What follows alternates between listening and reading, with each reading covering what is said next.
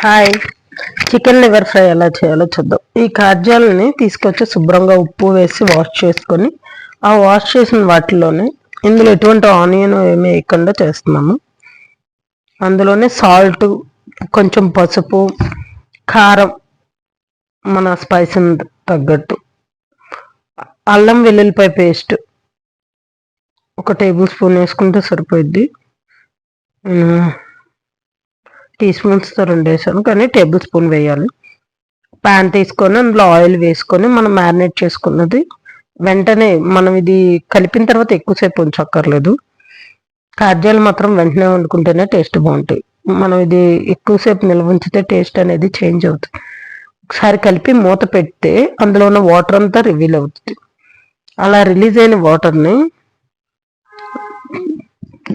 మూత తీసేసి మొత్తం ఆ వాటర్ అంతా ఇంకే వరకు ఫ్రై చేయాలి.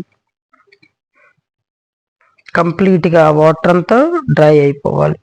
ఇప్పుడు ఫ్రై టైప్లో ఉంటుంది. సరే, కలుపుతూ ఉంటే మీడియం ఫ్లేమ్లో పెట్టి మధ్య మధ్యలో కలుపుతూ ఉండాలి.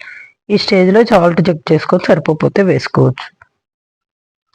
1 డజన్ పచ్చిమిర్చిని చిలికలుగా చేసుకొని అందులో వాటర్ అంతా పోయి ఇలా ఆయిల్ పైకి ఫ్లోట్ అయింది.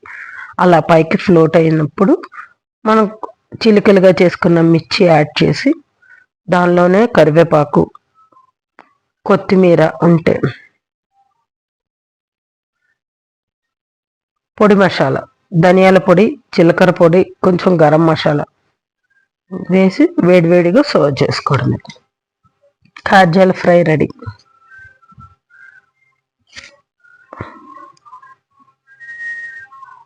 ధనియాల పొడి 1 స్పూన్,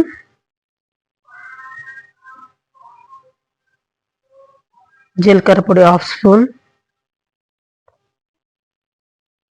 మిరియాల పొడి 1/2, గరం మసాలా 1 స్పూన్.